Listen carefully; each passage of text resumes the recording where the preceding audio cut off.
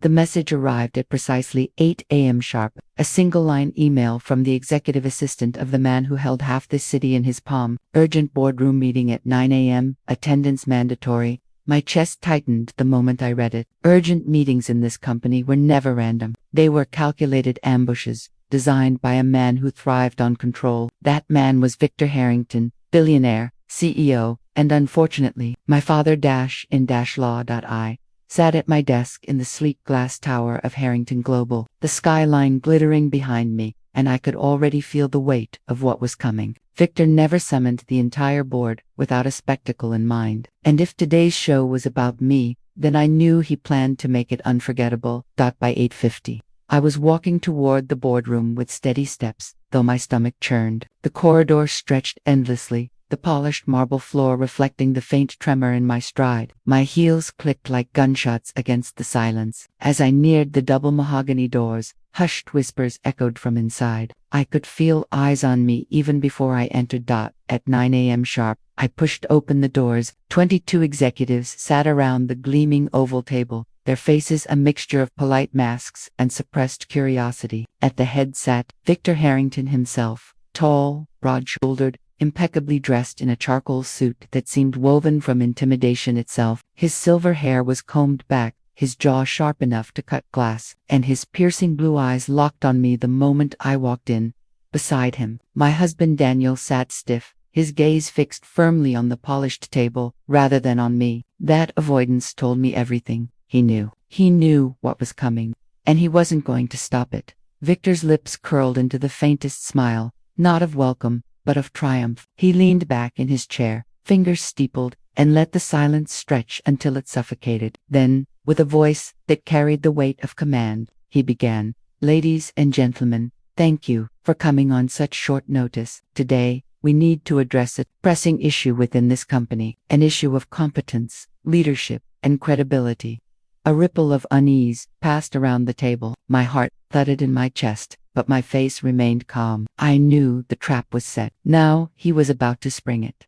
Victor's gaze turned on me like a spotlight. "That issue, unfortunately, is sitting at this table, my daughter-in-law." The air shifted instantly. Executives shifted uncomfortably in their chairs. Some avoided my eyes. Others glanced at me with a flicker of sympathy they quickly suppressed. Victor leaned forward, his voice sharpening. "You see, when I allowed family into this company, I expected loyalty, capability, and discretion. What I received instead was arrogance, incompetence, and embarrassing mismanagement." I felt the words like daggers, each one calculated to pierce not just me, but the perception of everyone watching. My throat tightened, but I forced myself to stay still. Hands folded calmly on the table, Victor slammed a folder onto the table. Papers spilled out, charts, reports, all carefully arranged. He picked one up and waved it in the air. "Let's discuss last quarter's fiasco. Our digital strategy, your project, bled money, a loss of $5 million. $5 million. Tell me, was this incompetence or sabotage?" Murmurs rippled through the room. I opened my mouth to answer, but Victor cut me off with a sharp hand.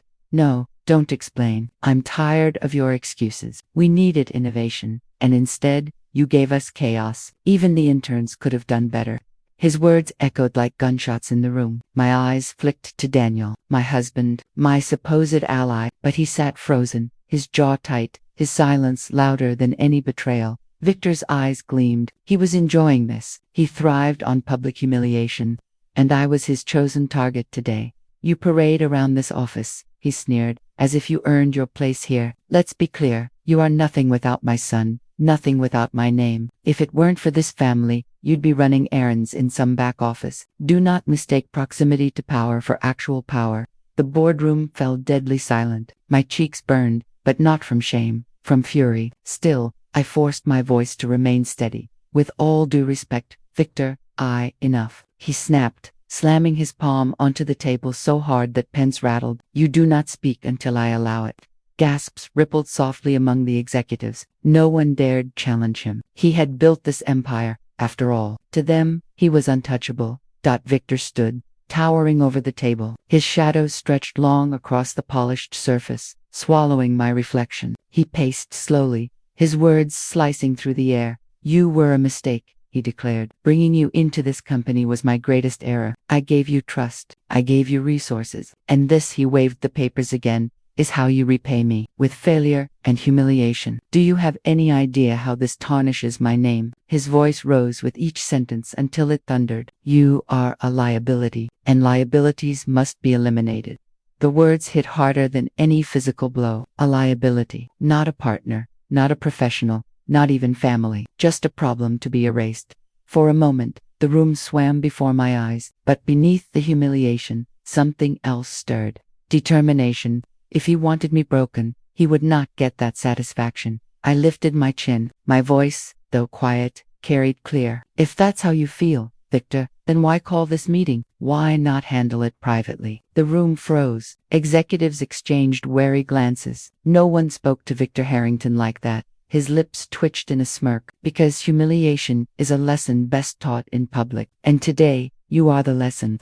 The words rang in my ears. He wanted to destroy not just my career, but my dignity, my very identity. Victor turned back to the board. Ladies and gentlemen, I put forward a motion. The immediate removal of my daughter-in-law from her executive role, effective today. My pulse raced. This was it, his coup. One by one, the executives looked down, avoiding my gaze. Silence pressed heavy, broken only by the scratching of pens as a few began to scribble notes. No one dared oppose him. Not yet. I sat perfectly still, though my hands trembled beneath the table. Victor thought he had me cornered. He thought humiliation would end me. But even as his voice thundered and the room bowed to his will, one thought anchored me. This was not the end. This was the beginning of a war he never expected. The silence, after Victor's declaration, pressed down like a weight. Every pair of eyes in the boardroom was on me, but the only gaze I searched for was Daniel's, my husband, my supposed ally, the man who had vowed to stand beside me in all storms.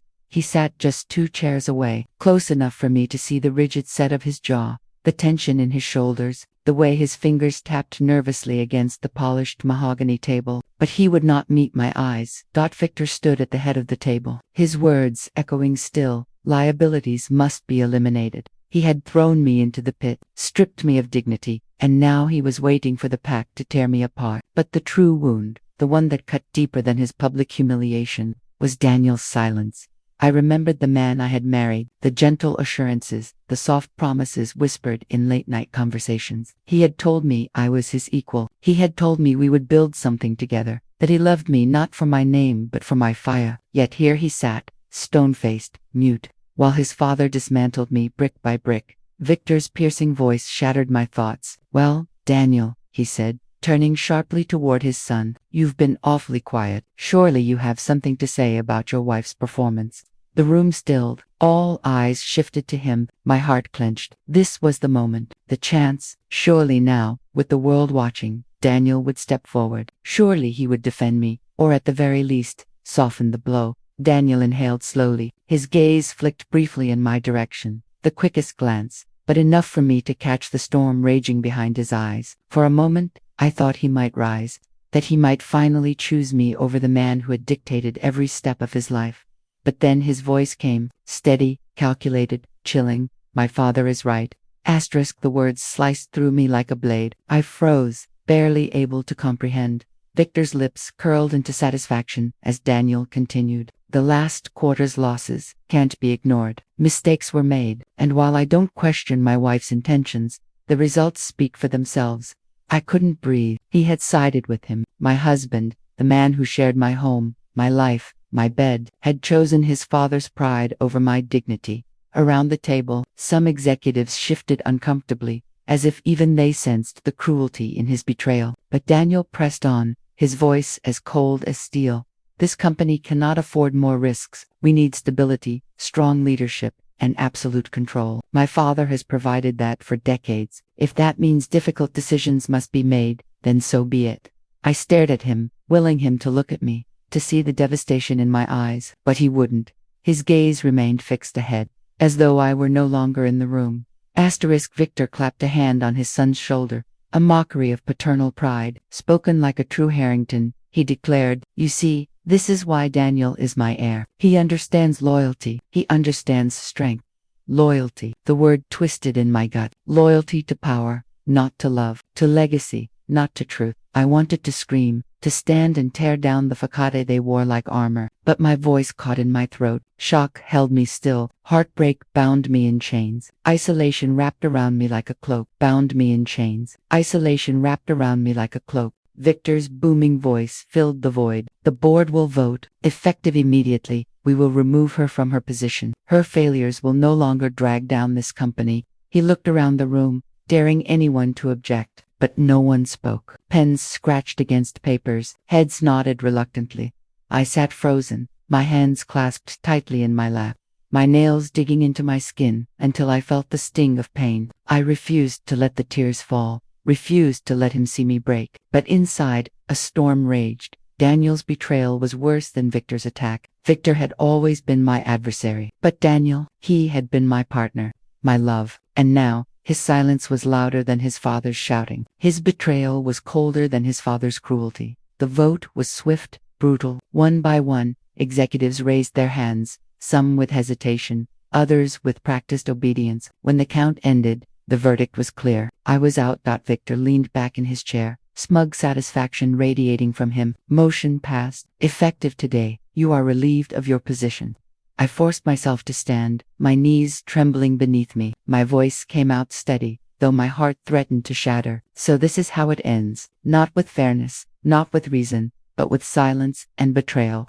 I looked at Daniel one last time. He finally met my eyes, but his expression was unreadable, a mask carved of stone. No apology, no regret, just the weight of his father's shadow pressing down on him. For a fleeting moment, I hoped he might rise, might call out the injustice of what had just unfolded. But he didn't move, he didn't speak, he didn't choose me. The silence between us said everything. I gathered my folder, my dignity, and what little strength remained. Each step toward the door felt heavier than the last, the stares of 22 executives burning into my back.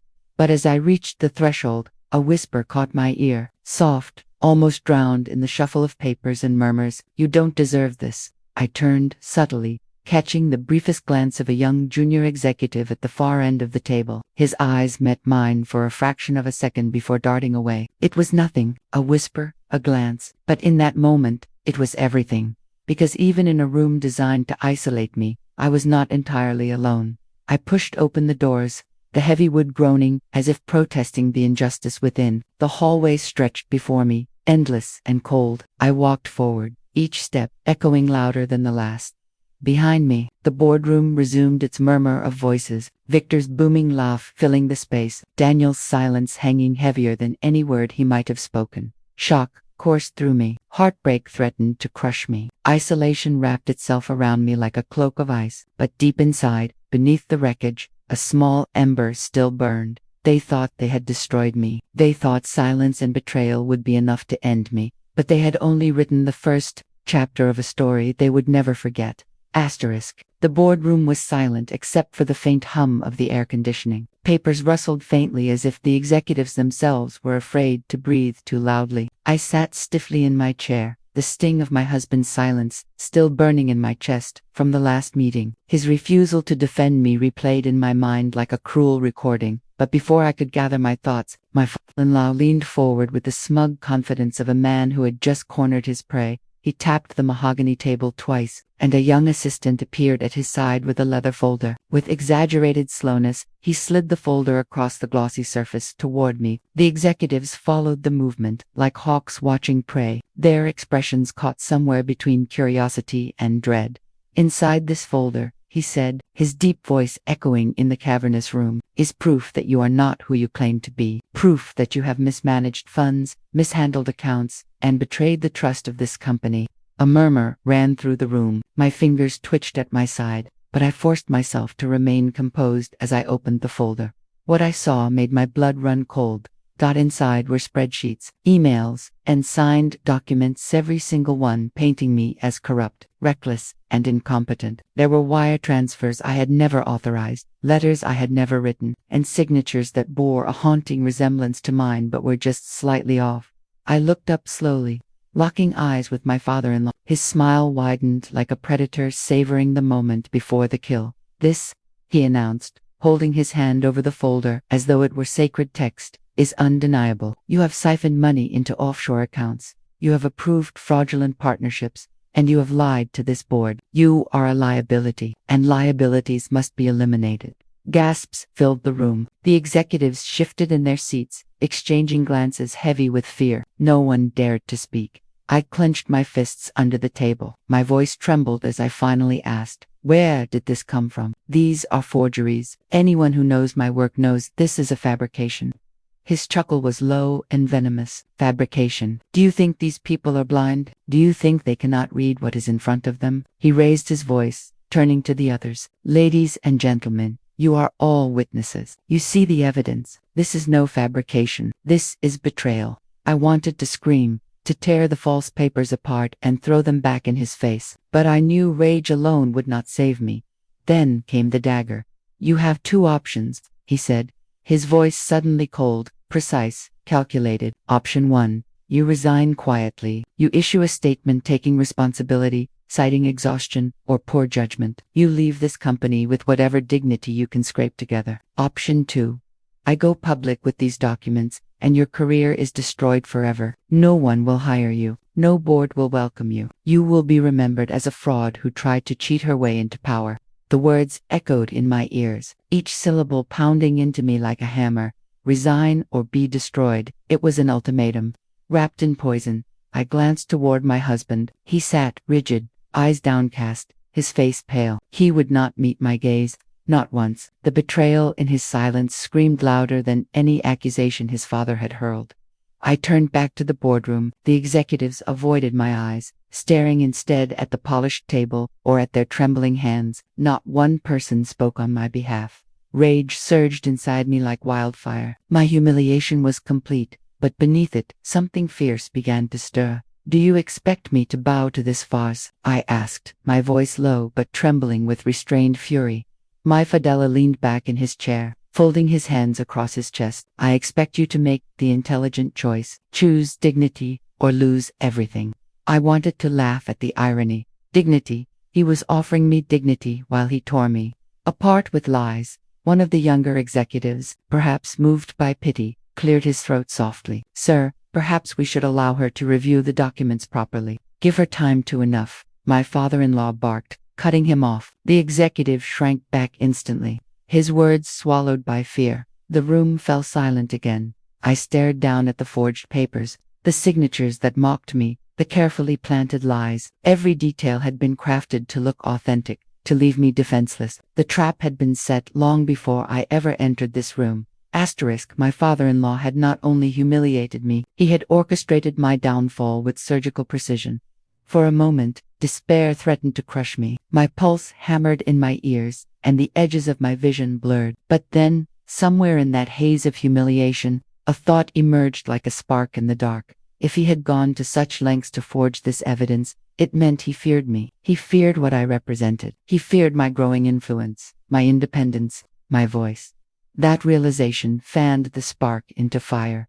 I sat up straighter, meeting his predatory gaze head-on. "If you think I will roll over quietly, you have underestimated me." The executives stiffened. A few lifted their eyes to me, surprise flickering in their faces.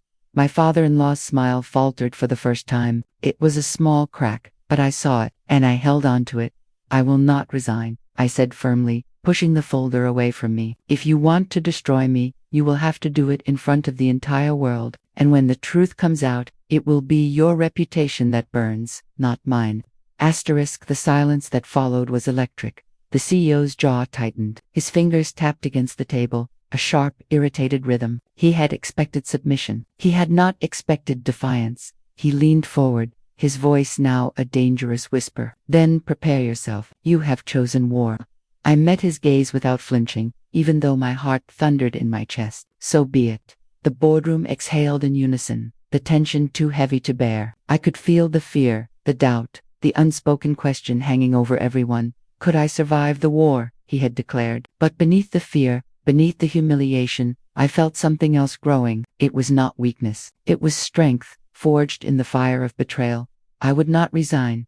I would not break. The war had begun, and I was ready. The resignation papers lay untouched on the table in front of me, a crisp sheet of white demanding my surrender. My father-in-law leaned back in his leather chair, eyes gleaming with the cruel certainty of a man who believed he had already won. Around us, the boardroom hung heavy with silence, every executive watching to see what I would do. I let the silence stretch, my pulse steadying as I inhaled deeply. When I finally spoke, my voice carried calm defiance. "I will not sign." Voice carried calm defiance. "I will not sign." The words echoed off the walls like a challenge hurled into the heart of the storm. A ripple of shock passed through the room. A few executives shifted uncomfortably, glancing nervously toward the head of the table where my father-in-law sat frozen, his smile fading into something colder. "Harder. You will sign," he replied, his voice low and dangerous. "You will sign, because you know what happens if you do not." I pushed the papers aside, letting them slide across the glossy surface. "I will not put my name on a lie. If you want me gone, you'll have to drag me out in front of everyone." For the first time, I saw a flicker of doubt cross his face, quickly smothered beneath his usual arrogance. He looked to the others, searching for support. Most of them avoided his gaze. They did not dare defy him, but neither did they want to openly endorse his cruelty. Then it happened. As I straightened in my chair, something small slipped into my hand under the table. My fingers closed around a folded piece of paper, passed to me so quickly and discreetly that no one else seemed to notice. I glanced sideways, and for the briefest moment,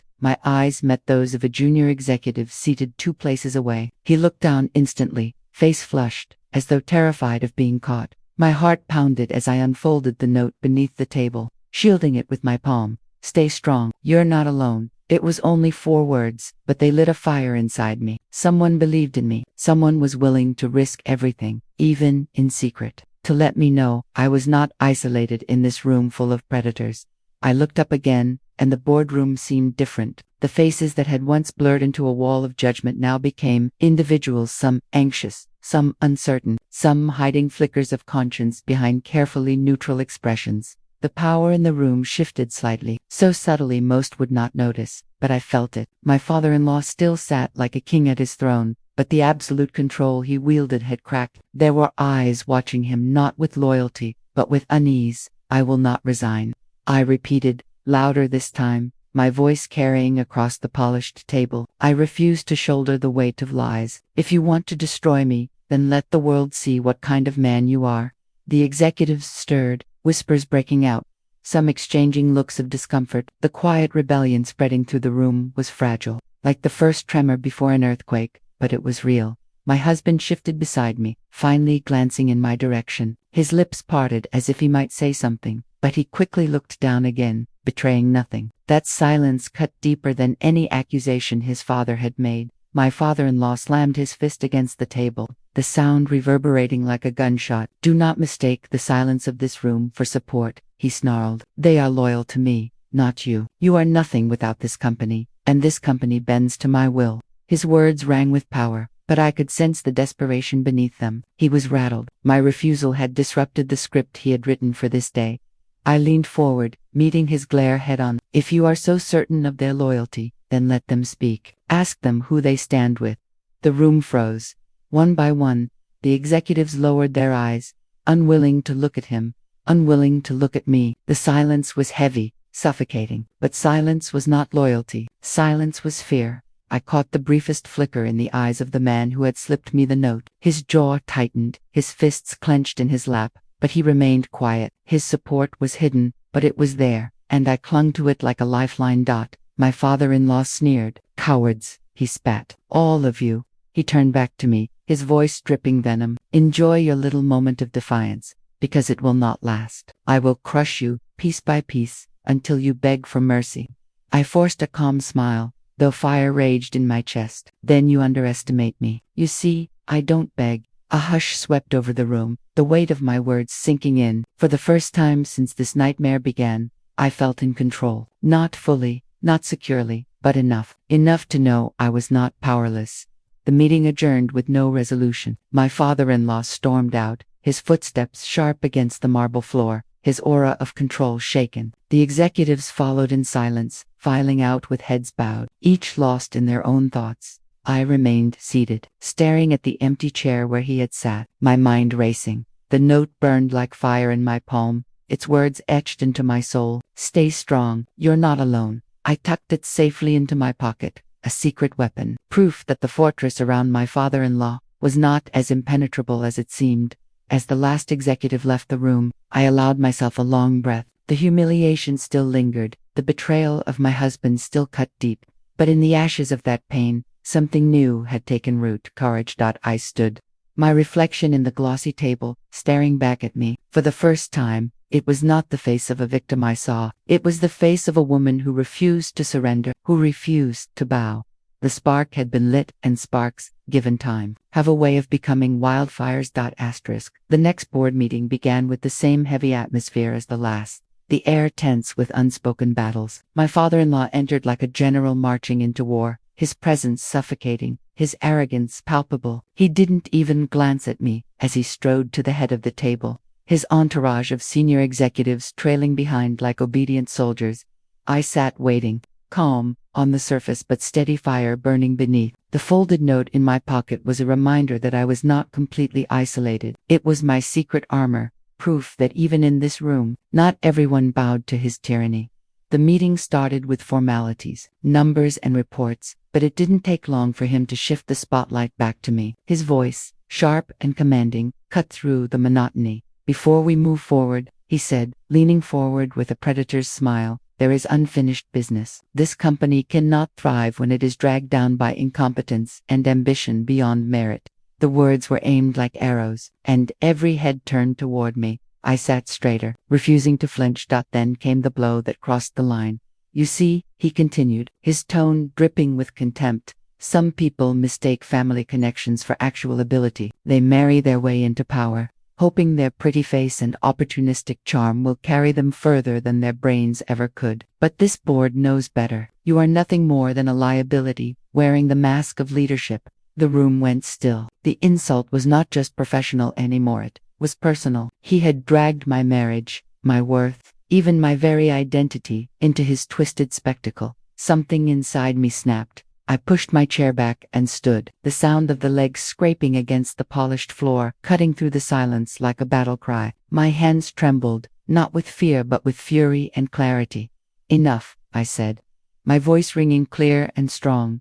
Every eye widened. Executives leaned forward, sensing the moment was no longer his. I turned slowly, making sure to look at each face around the table before fixing my gaze on him. I have tolerated your lies, your fabricated accusations, and your attempts to strip me of dignity. But today, you went too far. You called me incompetent, you belittled my marriage, and you mocked me as if I were some fragile ornament in this company. I will not sit quietly while you destroy everything I have worked for. Gasps echoed across the table. No one had ever spoken to him like this. Not in this sacred boardroom where his word had always been treated as law. His jaw tightened, his eyes narrowing with barely restrained fury. You dare lecture me. You dare raise your voice to me in my company, in my boardroom. This is not your boardroom, I countered, stepping closer to the table. It belongs to the company, to the people who give their sweat and brilliance every single day. You confuse ownership with dominion. You think leadership is about fear, about control, about tearing others down to build yourself up. But leadership is not tyranny, and everyone in this room knows it, whether they have the courage to say it or not. A murmur ran through the executives. I could see it in their faces, the cracks forming in his iron rule. Some shifted uncomfortably. Some raised their chins ever so slightly as if tasting the idea of rebellion for the first time. My father-in-law slammed his hand against the table, the sound booming. You know nothing about leadership. You are a parasite feeding on the empire I built. I stepped forward, my voice unshaken. If I am a parasite, then why do you need forged documents to bring me down? If I am nothing, why are you so desperate to crush me? I will tell you why. Because you see the truth. You see that people listen when I speak, that I am not afraid to fight for integrity, that I am not bound by the chains you use to control them. That terrifies you. The silence that followed was alive, electric. My words hung in the air, impossible to dismiss. Hung in the air, impossible to dismiss. I turned to the others, sweeping my eyes across the table. How long will you sit in silence while he ridicules not just me, but the principles we claim to uphold? How long will you allow fear to dictate your loyalty? Look around you. This company is not one man's empire. It is all of ours. And if we keep surrendering our voices, then we are no better than prisoners in golden chains. The junior executive who had slipped me the note shifted forward in his chair. His knuckles were white where his hands gripped the table, but there was fire in his eyes now. He wasn't alone. I saw others exchange glances, uncertainty giving way to a spark of courage. My father-in-law rose to his feet, towering at the head of the table, his aura of dominance crackling with anger. Do not be fooled by her theatrics. She is manipulating you, all of you. Without me, this company is nothing. Without me, you are nothing. I met his rage with calm certainty. You're wrong. Without them, you are nothing. The words hit harder than any outburst. For the first time, I saw real fear in his eyes, quickly masked by rage, but visible nonetheless. The boardroom held its breath. The balance of power hung in the air, ready to tip. Would they side with me, the defiant voice challenging tyranny, or would they retreat once more into silence and fear? I knew the answer would not come today, not fully, but I had planted the seed, cracked the armor, exposed the cracks in his leadership, and once cracks appear, they only spread. I leaned forward slightly, lowering my voice so it carried like steel across the table. You wanted to break me, but all you've done is prove that I cannot be broken. The room exhaled as one, the tension unbearable. I gathered my papers, stood tall, and walked out, every step echoing like a declaration. Behind me, the boardroom buzzed with whispers, the walls that had once been his fortress now trembling under the weight of rebellion. The breaking point had arrived, and I had survived it standing. The corridors outside the boardroom hummed with a strange tension, an energy that clung to the air like static before a storm. I had left the last meeting with my head high, but I knew the battle was far from over. My father-in-law was not a man who forgot defiance, and I could feel his fury gathering behind every step he took. Yet beneath the fear that gnawed at me, there was something else. Hope. The whispers had started almost immediately after my outburst. As I walked the halls, I caught fleeting glances exchanged between colleagues, saw conversations stop abruptly as I passed, and heard voices drop to low murmurs. It was not the same silence of fear I had once known. It was different, alive, as though people were waiting for permission to speak what they had held back for too long. The first spark came during a smaller departmental briefing later that week. A junior executive, one of the quietest men on the team, lingered after the meeting. He approached me with hesitant steps, eyes darting nervously toward the doorway. You were brave, he whispered, his voice so low it barely carried. No one ever stands up to him. We've all thought it, but you said it. I studied him carefully, the note from before flashing in my mind. You're not alone, I replied softly. Remember that. He nodded quickly, as though reassured, and slipped out before anyone else could see him speaking to me. It was small, but it was enough. Over the next few days, more signs emerged. A folder left on my desk with critical documents, missing only for another executive to quietly hand me the missing papers in the elevator without a word. A subtle nod across the cafeteria. A murmured keep going as someone brushed past me in the hallway. These were not loud declarations.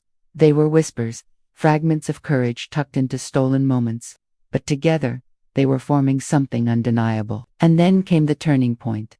The next board meeting began under the same ritual of authority. My father-in-law entered with his usual commanding stride, his presence heavy enough to choke the air. He called the meeting to order, his voice sharp, determined to reassert the control he felt slipping. He launched into a tirade about discipline, loyalty, and the dangers of insubordination, his eyes flicking to me like knives as he spoke. He wanted to remind them that he was still in charge, that fear was still the currency of this boardroom. But something was different. The executives were restless.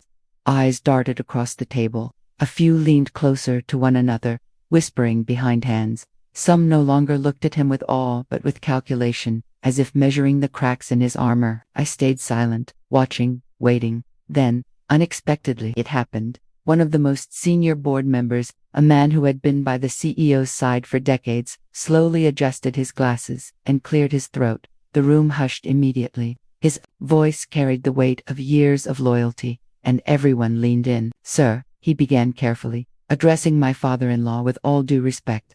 I believe your recent conduct has raised concerns. Personal insults have no place in this boardroom. We are here for the company, not to settle family disputes in public. The words struck like thunder, by my father-in-law froze, his eyes narrowing. For a moment, the silence was so thick it was suffocating. Then he forced a laugh, sharp and humorless. Concerns, you question my conduct after all these years. You forget who built this empire. But the board member did not back down. His chin lifted, his voice steady. I have not forgotten. I have honored it. But leadership is not about humiliation, it is about respect. And I fear we are losing sight of that. Gasps rippled around the table. Some executives sat rigid, terrified by the rebellion they were witnessing. Others shifted forward, emboldened by the courage of someone so high-ranking. The whispers that had been simmering beneath the surface were suddenly threatening to become something louder, something undeniable. I felt my heart race, hope and fear colliding inside me. This was the moment I had been waiting for. Someone had finally spoken aloud what so many had been thinking. But the danger was real. Would he spark a movement? Or would he be crushed as an example? My father-in-law's face darkened with fury. Careful, he warned, his voice low and sharp. Loyalty has its rewards. Betrayal has its price. The senior board member did not flinch. He looked him straight in the eye. Respect is not betrayal. The room erupted in whispers, louder this time. Impossible to ignore. Executives turned to each other, exchanging urgent looks, their voices buzzing like insects in the air. For the first time, the mighty CEO did not command absolute silence. I rose slowly to my feet, seizing the moment. He is right, I said firmly, my voice carrying above the din. Respect is not betrayal. Questioning abuse is not betrayal. And if we are punished for speaking the truth, then this company is already lost. The boardroom crackled with energy, the tide shifting with every word. My father-in-law slammed his fist on the table, desperate to restore order. Enough. You will not turn this room into a circus. I will not allow insubordination to infect this board. But his voice no longer silenced the room. The whispers continued, eyes darting, courage building. Fear was still present, heavy and real, but hope had taken root, and it was spreading faster than he could contain it. The senior board member leaned back in his chair, folding his arms. Perhaps it is time to decide what kind of leadership this company truly values. It was a statement, not a question, and with it, the balance of power shifted further. I looked around the table and saw it in their faces, the hesitation, the fear, but also the awakening. For years, they had been silent, shackled by intimidation. Now, for the first time, they saw another path. The rebellion had not yet broken into the open, but it was there, whispering, building, waiting for the moment to roar. As the meeting dragged on, my father-in-law fought to regain control, but I knew something had changed. He could shout, threaten, and mock, but the whispers would not stop. They were no longer whispers of fear. They were whispers of defiance, and I was no longer standing alone. The boardroom that morning was unusually still. The long mahogany table stretched out like a battlefield waiting for its first shot. Papers lay untouched, pens aligned, coffee steaming gently as though unaware of the storm about to break. I sat at my usual place, my posture straight but my nerves tight as bowstrings. Across from me, my father-in-law entered with the same regal presence, his expensive suit immaculate, his eyes sharp and searching for weakness. He thought the whispers from the last meeting had died down. He thought fear would win again. But I could feel something different in the air. The silence was not obedience. It was the silence before an eruption. He began with his usual thunder. This company thrives on loyalty, and loyalty is what has kept us at the top of the industry. Anyone who thinks they can fracture this unity will regret it. His gaze slid to me, searing with contempt, daring me to respond. I didn't move. I didn't need to. The first act of defiance did not come from me. It came from a young executive halfway down the table. Slowly, deliberately, he pushed back his chair. The sound of wood scraping against marble rang through the room like a challenge. Every head turned. I cannot be part of this anymore, he said clearly, his voice trembling but resolute. He stood, gathered his folder, and walked toward the door. The CEO's eyes widened in disbelief. Sit down, he barked, his command echoing, but the young man did not turn back. He opened the door and stepped out. The silence that followed was deafening. Then, another chair shifted. A woman from the legal team rose, her heels clicking as she stood tall. Neither can I, she said. Without waiting for permission, she followed him out. Gasps rippled through the room. My heart raced as I realized what was happening. It had begun. One by one, they rose. Each movement was louder than words. A chair sliding, papers rustling, footsteps against the polished floor. At first, it was hesitant, as though each person feared being the only one, but with every departure, courage spread like wildfire. A third stood, then a fourth. The CEO's composure cracked. He slammed his hand on the table. "You will not walk away from me." His voice thundered, desperate to reclaim control. "You owe your careers to this company, to me." But the defections continued. An older director, one who had been silent for years under his shadow, pushed back his chair and stood. He looked him straight in the eye. "Respect cannot be demanded. It must be earned." He turned and walked out with measured steps. The CEO's face flushed red with fury. He shouted orders, threats, promises of ruin, but they fell flat. His power, so absolute for so long, was crumbling in front of him. And then the moment came.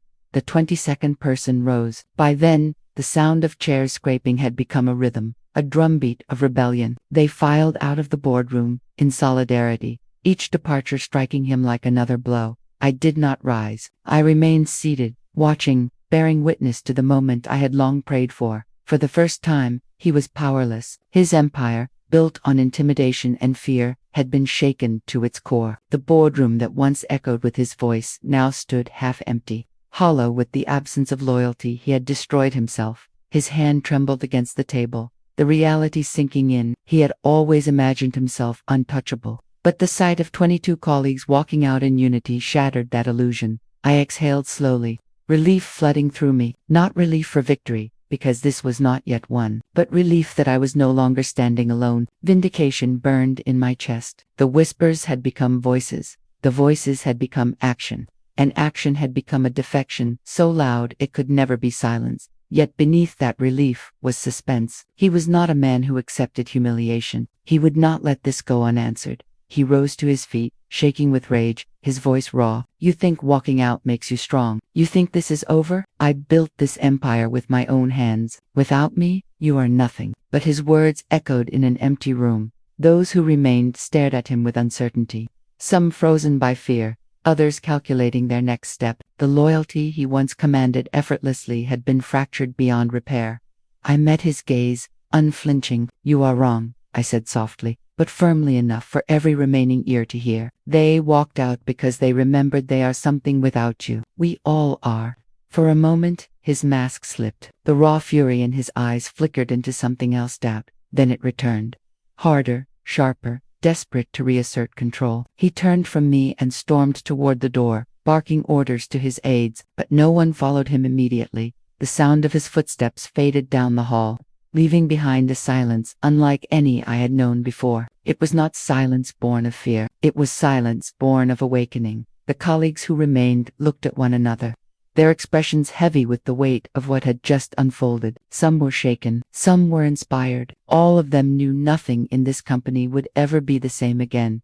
I stayed in my chair, my hands folded in front of me, my heart finally steady. For months, I had carried the burden of standing against him alone. Today, 22 had joined me. The rebellion was no longer whispered. It had marched out the door for all to see. And now, the question loomed, heavy and inevitable. What would he do to strike back? The news traveled faster than even I had anticipated. Within 24 hours of the mass walkout, whispers turned into reports, and reports exploded into headlines. 22 senior executives resign in protest. Anonymous sources described the boardroom chaos in vivid detail. Words like dictatorship, toxic leadership, and implosion were suddenly attached to his name.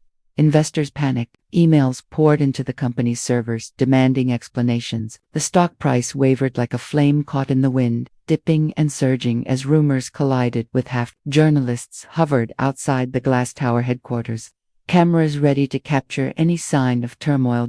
And through it all, my father-in-law remained silent. He thought silence would shield him. He believed the empire he had built would stand firm against any storm. But silence only deepened the suspicion. In boardrooms across the city, investors whispered about betrayal and hidden scandals. In coffee shops, employees debated whether their futures were still secure under his reign. Finally, a press conference was called. The company announced he would address the unfounded rumors directly. That morning, I sat alone in my office, watching the live stream unfold. He appeared behind a gleaming podium, the company logo flashing proudly behind him, his chin lifted high as though daring the world to doubt him. "Ladies and gentlemen," he began, his voice steady, rehearsed, "our company is built on strength, resilience, and unity. Recent events have been exaggerated by those who seek to undermine us. There has been no collapse of leadership, no fracture in our foundation. We remain as strong as ever." But his hands betrayed him. As he gripped the sides of the podium, his knuckles whitened. The camera zoomed in on his forced smile, and in living rooms across the country, people saw what I saw. A man rattled. When reporters shouted questions about the resignations, his mask cracked. He dismissed them as personal matters and claimed those who walked out lacked the dedication and loyalty required. It was a mistake. Investors do not invest in loyalty, they invest in stability. To suggest that 22 senior leaders had abandoned ship because of disloyalty only raised more questions about what they had witnessed behind closed doors. By evening, financial analysts tore into his statements. News anchors replayed the footage of his strained expression, pausing on the sweat gathering at his temple. Social media lit up with speculation. Memes compared him to fallen kings. Hashtags calling for accountability trended worldwide. Inside the company, chaos brewed. Calls from shareholders flooded the executive offices. Some threatened to withdraw funding. Others demanded a full-scale internal investigation. The once unshakable empire was now trembling on its foundation. I walked through the corridors and saw the fear in people's eyes. They glanced at me differently now. Not as an outsider or a victim, but as someone who had stood her ground when he faltered. Their silence was no longer the silence of obedience. It was the silence of waiting for a new leader to rise. That evening, he summoned the remaining executives to a private meeting. I was not invited, but whispers reached me quickly. He had shouted, slammed his fists on the table, threatened to destroy anyone who dared question him. Yet his anger only deepened the fractures. The men and women who stayed did so not from loyalty but from fear of what he might do next. The next morning, the financial collapse sharpened. Shares plummeted by 10% in a single hour. Investors who had once praised his iron grip now called for his resignation. Shareholder forums buzzed with calls for accountability. Petitions circulated, and anonymous letters from insiders hinted at years of abuse and cover-ups. The empire was no longer his fortress. It had become his cage, and through it all, I waited. For months, I had endured humiliation, mockery, and betrayal. I had been made to feel powerless in front of those who now questioned his every word. Justice was not yet complete, but it was turning. The tide was shifting. When he tried to hold another press appearance, this time to announce a restructuring plan, the crowd of reporters tore into him. "Is it true you forged documents against your daughter?" One shouted. His face tightened. "Is it true that the walkout was staged in protest of your abusive leadership?" Another demanded. He dodged, evaded, stumbled over words that once flowed like polished steel. The man who had humiliated me in the boardroom was being humiliated in front of the world, and yet there was danger. A man like him does not collapse quietly. The cracks in his empire were widening, but I knew he would not surrender. He would fight until the very last shred of control slipped from his hands.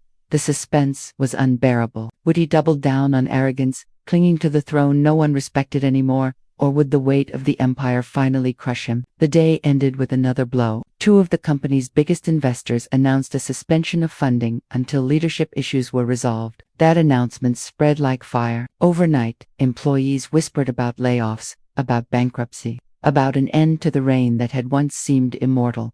The collapse of trust was complete. He had always claimed that fear built empires, but trust sustains them. Without it, his empire was nothing but glass and steel, ready to shatter. I closed my laptop late that night, the glow of headlines still flashing in the darkness. My heart was steady, my mind sharper than ever. Justice was no longer a distant hope. It was unfolding, piece by piece, in ways he could not stop. The man who once stood above all was finally facing the weight of the world, pressing back against him. And I knew this was only the beginning of his downfall.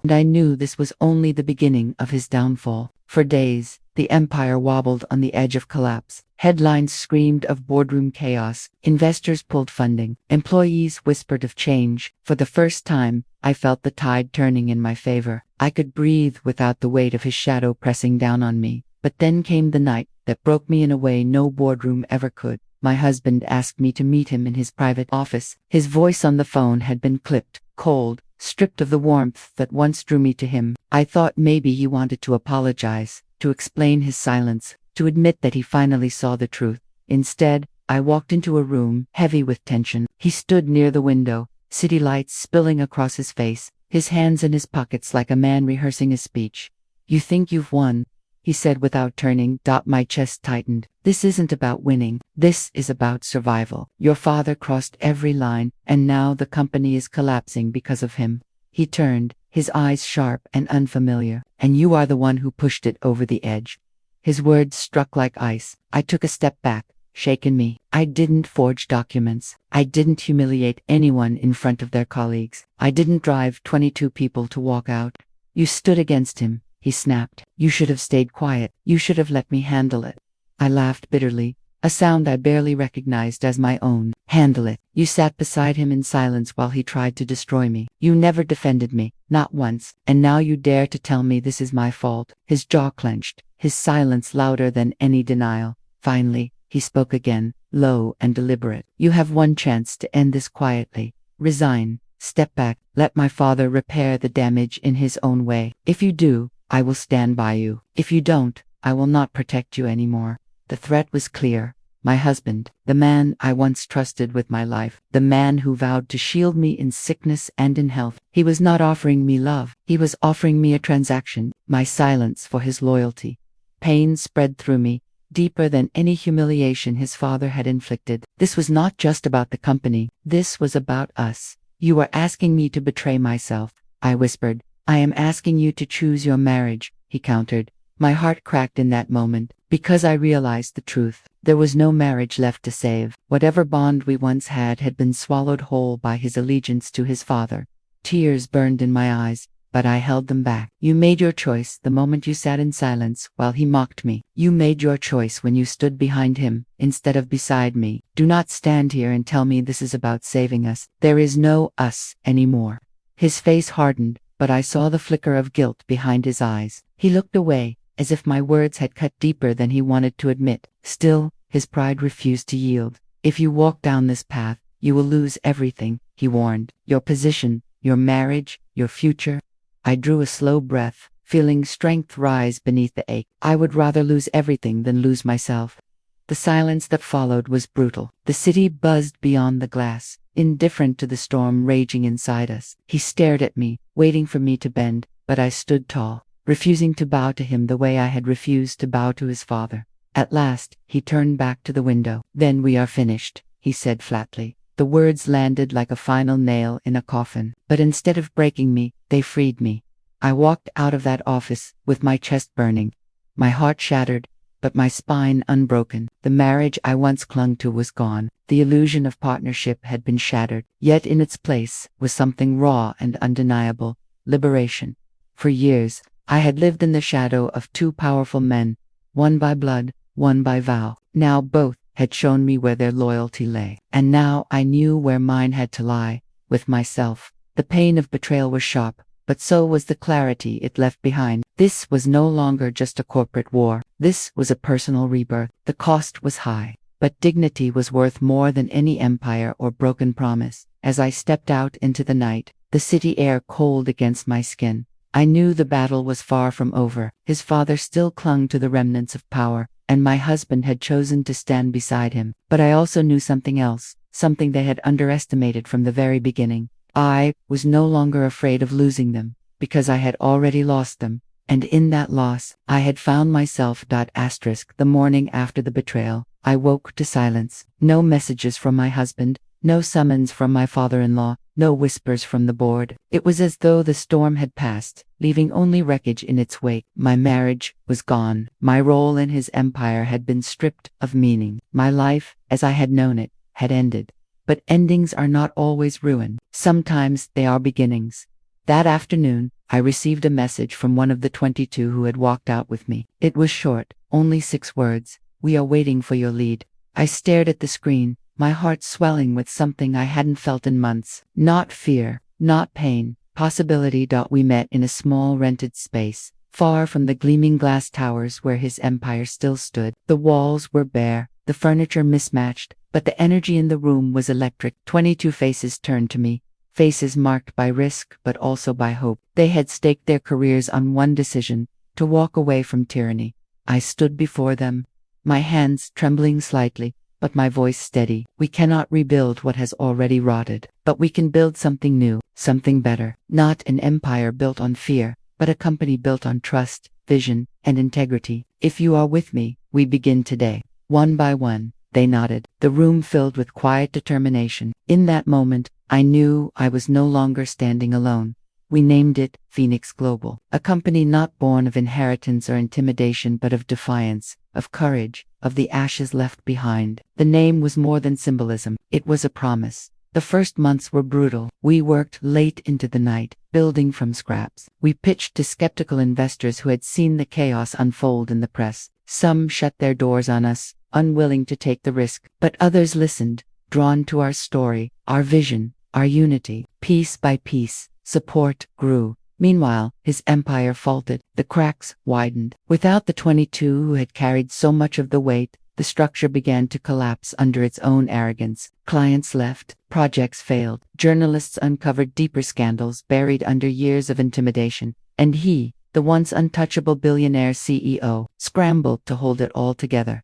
I watched from a distance as he appeared on television, his tone desperate, his empire shrinking before the world's eyes. The more he clung to control, the faster it slipped through his fingers. By contrast, Phoenix Global began to soar. Investors who had abandoned his empire came to us, hungry for stability and ethics. Clients signed with us, citing our transparency and vision. Employees from across the industry sought us out, eager to work in an environment free of fear. What began in a small, bare room grew into something formidable, and then came the moment I will never forget. Months after our launch, we unveiled our first major project, a groundbreaking initiative that redefined the market he once dominated. The announcement was streamed live, cameras flashed, the world watched as Phoenix Global took flight. I stood on stage, not as someone's daughter-in-law, not as someone's wife, not as someone's victim, but as a leader in my own right. Behind me stood the 22 who had chosen courage over fear. Together, we presented not just a project, but a promise that power could be wielded with integrity, that success could be built without humiliation. The applause was thunderous. Somewhere in the city, I knew he was watching as the empire he tried to bury me under crumbled, while the legacy he thought only he could command slipped into my hands. For a brief moment, I wondered if he would strike again, if his pride would drive him to sabotage or vengeance. But when the cameras panned across the faces of those standing behind me, when the investors and clients cheered for Phoenix Global, I realized something vital. He could not destroy what he no longer controlled. That night, I returned to my apartment, exhausted but alive with triumph. The skyline stretched before me, the lights glittering like possibilities waiting to be claimed. I thought of the journey, the humiliation, the silence of my husband, the ruthless ultimatum, the betrayal. Each wound had scarred me, but each scar had also carved strength. From humiliation to rebirth, from isolation to legacy. The phoenix had risen, and I was no longer the woman they tried to break. I was the woman who built anew from the ashes. And this was only the beginning. And this was only the beginning.